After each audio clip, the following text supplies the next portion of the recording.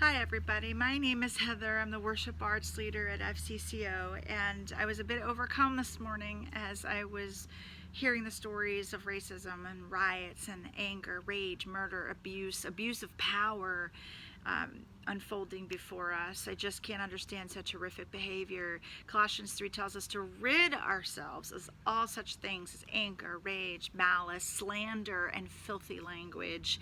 And as God's chosen people, clothe yourselves with compassion, kindness, humility, and gentleness, and patience. It's really hard to show the gospel to other people when we are angry and in a rage.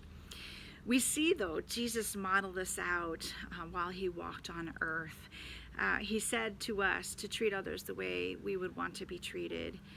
I'm pretty sure that we know how we want to be treated, or love our neighbors, and we can ask, well, who is our neighbor? And Jesus unfolded the story of the Good Samaritan.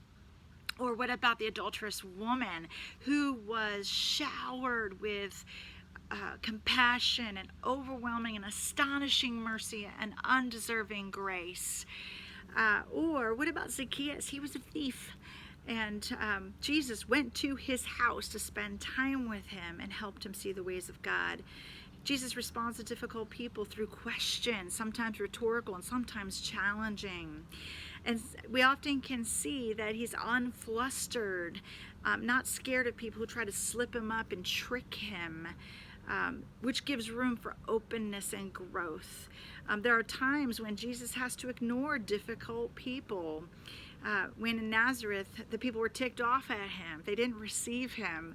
They wanted to throw him off a cliff. And he walked through the crowd, ignored their rage, and went on his way. Jesus kept his eyes on eternity. We find that Jesus is not defensive. There was a point in Mark 10 where James and John say, "Can you do whatever we ask, Lord?" But yet Jesus sets boundaries and is not swayed into codependent and people-pleasing behavior. And then we find that he's flexible also. There are times where he watches people's faith rise up and then responds to them. When people are difficult, do we give opportunity for the Holy Spirit to work and move in a way that is different, unexpected, and perhaps even wonderful? Do we love our neighbor? Do we deeply and truly love our neighbor, especially when they are difficult? Do we love like Jesus has loved us in our sinful actions?